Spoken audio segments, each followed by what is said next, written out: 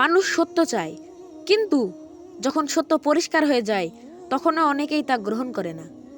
এই সূরাটি বলে দেয় কারা সফল আর কারা ধ্বংসের পথে। শুনুন সূরা আল বাইয়িনাহ। আউযু বিল্লাহি মিনাশ শাইতানির রাজীম। বিসমিল্লাহির রহমানির রহিম।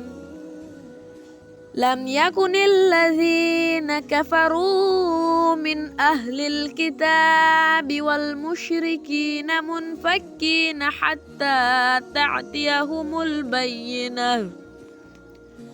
কিতাবীদের মধ্যেকার কাফিররা এবং মুশরিকরা বিরত ছিল না যতক্ষণ না তাদের কাছে স্পষ্ট প্রমাণ আসতো। রাসূলুম মিনাল্লাহি ইয়াতলু সুহুফাম মুতাহহারা। আল্লাহর পক্ষ থেকে এক রাসূল যিনি পবিত্র সহিফাসমূহ তিলাওয়াত করেন। ফিহা কুতুবুন কাইয়িমাহ, যার মধ্যে রয়েছে সঠিক ও ন্যায়ভিত্তিক বিধান।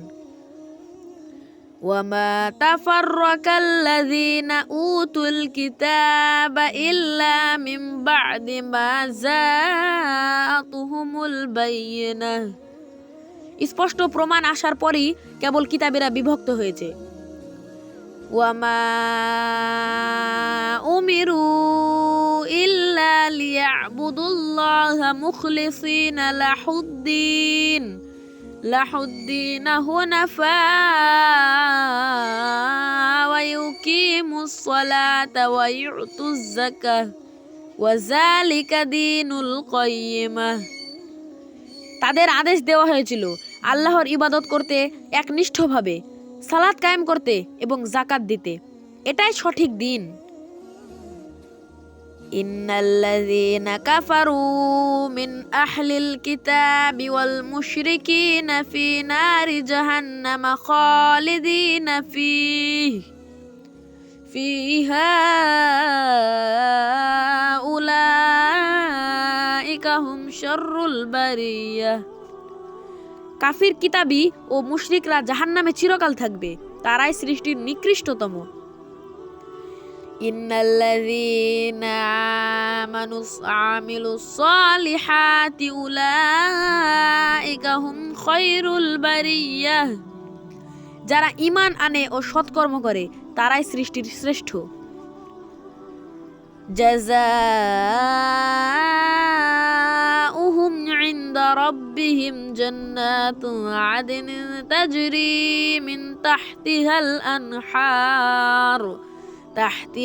আনহার খালিদিনা ফিহা আবাদা রাদিয়াল্লাহু আনহুম ওয়া রাদু আনহু যালিকা লিমান খাশিয়া রাব্বাহ।